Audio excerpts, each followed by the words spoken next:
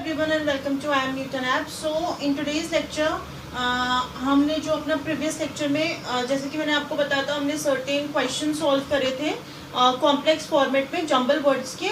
हमने काफ़ी कुछ सीखा था उसमें, तो आज हम उसी के आगे कंटिन्यू करेंगे और हम फिर से आज एक क्वेश्चन सॉल्व करेंगे जो कि तीसरे फॉर्मेट का है. जैसे आपने कल एक क्वेश्चन देखा था जिसमें आपको फर्स्ट और लास्ट सेंटेंस फिक्स्ड पोजीशन पे दिए रहते हैं और आपके बीच के सेंटेंसेस जो होते हैं PQRS ABCD उनको आपको प्रॉपर अरेंजमेंट करके प्रॉपर पैराग्राफ फॉर्म करना होता है. फिर उससे पहले हमने सिंपल फॉर्मेट में जो सिंपल सीधा सीधा जंबल फॉर्म में सेंटेंसेस गिवन होते हैं स्लैश करके उसको सिंपल कैसे अरेंज करते हैं वो पढ़ा था. हमने इसके रिगार्डिंग कुछ सर्टेन रूल्स पढ़े जो हमें हेल्प कर सकते हैं. हमने टेक्निक्स देखी कि हम किस तरीके से क्या क्या चीज़ों को यूज करके ऐसे क्वेश्चंस को सॉल्व करके एग्जाम में स्कोर कर सकते हैं. तो आज ये हमारा तीसरा तरीके का फॉर्मेट यानी तीसरे तरीके का क्वेश्चन है. इसमें क्या है, इसमें पहला, इसमें सीधे सीधे आपको नहीं गिवन है, इसमें आपको फर्स्ट और लास्ट सेंटेंस फिक्स्ड नहीं दिया है, इसमें आपको चार जो है सेंटेंसेस PQR और S ये आपको चार दिए हुए हैं, इनको आपको अरेंज करना है. इसमें ऐसा नहीं है कि पहला और लास्ट सेंटेंस आपको फिक्स्ड पोजीशन पे दिया हो और आपको क्या करना हो, आपको बीच के सेंटेंसेस को अरेंज करना हो. इसमें आपको ये चार सेंटेंसेस दिए गए हैं, इन्हीं को आपको अरेंजमेंट करना है. आई बात समझ में? तो अब हमको क्या करना पड़ेगा, जब हम ऐसे क्वेश्चंस को देखेंगे सबसे पहले हमको चारों सेंटेंसेस को अच्छे से रीड करना पड़ेगा. जब हम चारों सेंटेंसेस को अच्छे से रीड करेंगे तभी जाके हमें समझ में आ पाएगा कि ये किस चीज के बारे में, तभी हम उसको वन आफ्टर अदर लिंक करके उसको प्रॉपर ऑर्डर में सेट कर पाएंगे.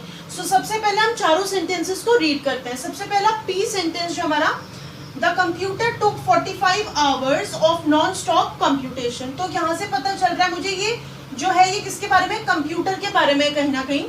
फिर आगे बढ़ते हैं तो Q जो सेंटेंस है, Q सेंटेंस में क्या है, the computer was not allowed to learn from experience. फिर से कंप्यूटर के बारे में है. This is not really surprising because with 11 items of clothing, the number of possible combinations is given by multiplying 11, 10, 9, 8 and so on, which gives over 39 million combinations. ये हमारा कौन सा सेंटेंस है, सेंटेंस नंबर R. नेक्स्ट है sentence number last S. Someone once used the IBM computer to work out the number of ways of getting, ठीक है, of getting dressed with 11 items of clothing. तो अब आपने देखा, अब हम देखेंगे कि सबसे पहला हमारा ओपनिंग स्टेटमेंट कैसा होना चाहिए. तो मैंने कुछ आपको चीजें भी बताई थी कि ओपनिंग सेंटेंस में कभी भी आप बट या ऐसा कुछ नहीं, क्योंकि वो तब आता है जब वो किसी और सेंटेंस को अपोज कर रहा हो, कंट्रास्ट कर, तो कभी भी ओपनिंग स्टेटमेंट नहीं हो सकता. तो सबसे पहला सेंटेंस जब मैंने पढ़ा, the computer took 45 hours of non stop computing, तो यहाँ पे सीधे सीधे कंप्यूटर के बारे में बोल दिया गया है.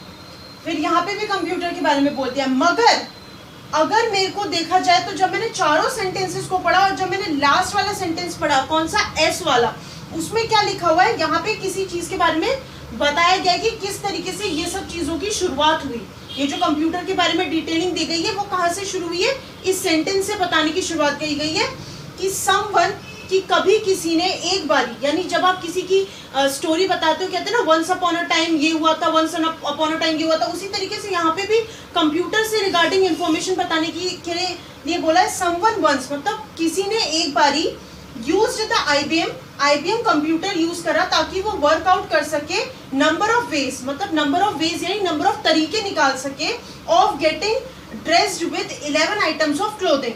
तो यानी किसी ने ऐसा करा. तो यहाँ से जो मुझे ऐसा लगता है कि ओपनिंग स्टेटमेंट की किसी ने एक बार ऐसा करा, उसके बाद ये हमारा ओपनिंग स्टेटमेंट हो सकता है. तो हम कौन सा लिख लेंगे, सबसे पहले हम लिख लेंगे हमारा ओपनिंग स्टेटमेंट कौन सा हो जाएगा, S. ठीक है, क्योंकि ये बता रहा है कि एक बार ऐसे शुरुआत हुई थी, मतलब यहाँ से शुरुआत हुई थी. उसके बाद क्या आ सकता है, the computer took 45 hours of non stop computation. तो ऐसी चीज हुई कि कंप्यूटर को वो तरीके ढूंढ रहा था कि क्या कर सके, वो ड्रेस कर सके 11 आइटम्स को क्लोथिंग के. तो फिर कंप्यूटर ने क्या करा, उसने 45 आवर्स लिए लगातार कंप्यूटेशन के. ठीक है, तो द कंप्यूटर टुक, तो यहाँ पे कंप्यूटर की बातचीत हो गई कि किसी ने ऐसे ऐसे करा उसने तरीके निकालने की कोशिश की कंप्यूटर के थ्रू, और फिर कंप्यूटर ने 45 आवर्स लिए। तो यहाँ पे दूसरा सेंटेंस क्या होना चाहिए, P होना चाहिए। फिर देखेंगे अब हमारे पास दो सेंटेंस बचे हैं, Q और R। तो अब देखेंगे पहले कौन सा आएगा और लास्ट में कौन सा आएगा। तो तीसरा सेंटेंस बोलते हैं the computer was not allowed to learn from experience.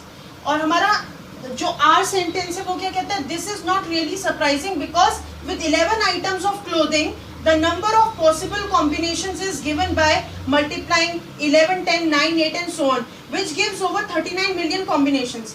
तो अब मेरे को समझ में आ गया, जब मैंने ये आर वाला सेंटेंस पढ़ा और क्यू वाला, मुझे समझ में आ गया मेरा थर्ड स्टेटमेंट कौन सा होगा।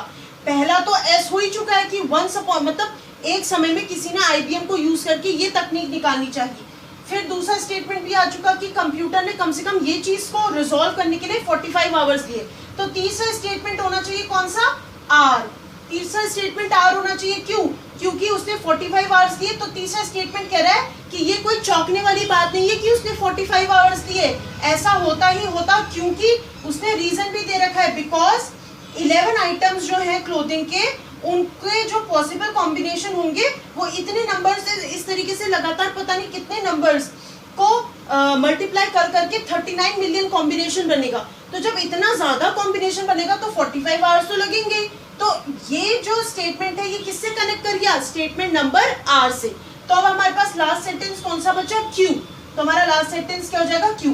तो हमारा इस सेट का प्रॉपर अरेंजमेंट क्या हो गया, SPRQ।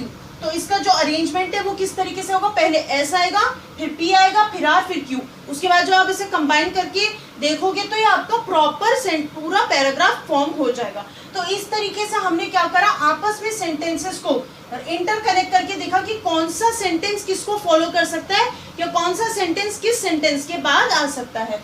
तो हमने ये देखा, पहले S आएगा, फिर P आएगा, फिर R आएगा, फिर Q आएगा। तो इस तरीके से हमारा प्रॉपर सेंटेंस का फॉर्मेशन यानी पूरा पैराग्राफ बन जाएगा।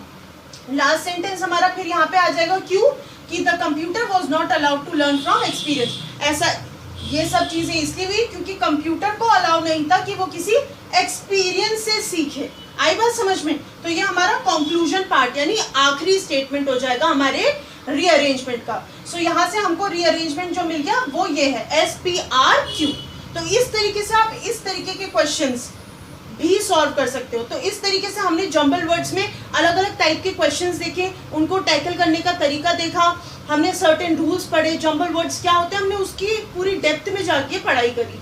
तो इनको और अच्छे से अगर आपको मार्क्स स्कोर करने ये इसमें परफेक्ट होना है तो do keep practising these rearrangement type questions and ये काफ़ी अच्छे स्कोरिंग क्वेश्चंस होते हैं। और विद दिस हमारा जो ये जो हमारा टॉपिक है रीअरेंजमेंट का ये आज